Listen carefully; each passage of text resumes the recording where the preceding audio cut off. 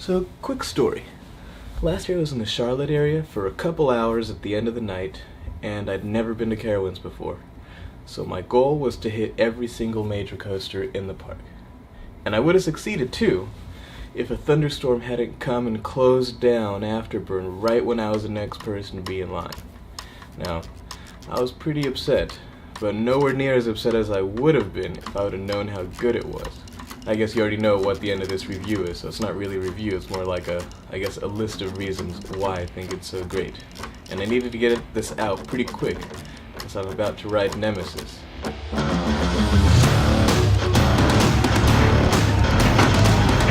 Reason number one, the first drop. I don't know, it's just really steep and fast, and it just has this level of intensity that I didn't really realize a B&M first drop could have.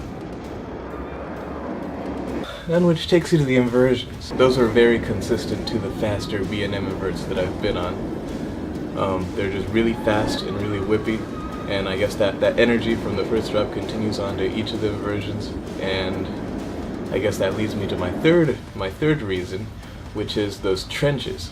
There's something really cool about getting whipped over the inversion and then plunging down into a trench. Now, I know Montu has some trenches, Alpengeist kind of has that terrain sort of deal, but for some reason the ones on Afterburn felt really cool, like a million times better than the other ones. And I don't know if it's that there's weird puddles of water at the bottom and that you feel colder down in the trenches, but something about them just feels more scary and cool. And now, there's something that none of the other inverts I've ridden actually have, which is this weird float or airtime hill over the station. And yeah, I think more inverts need to have airtime, because it's a weird feeling and I like it.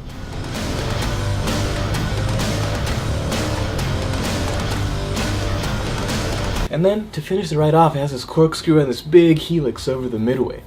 And now it's a standard B&M helix, I guess on the more intense side, but I think what makes it so cool is that it's the end of the ride, but you're looking down over everybody below you, and I think Tatsu has one of those, Diamondback has another one of those, and I honestly like that better than swooping over the water, just because that interaction with the people, and the fact that it's the end of the ride, I don't know, makes it feel really special, and like the designers really planned that out well.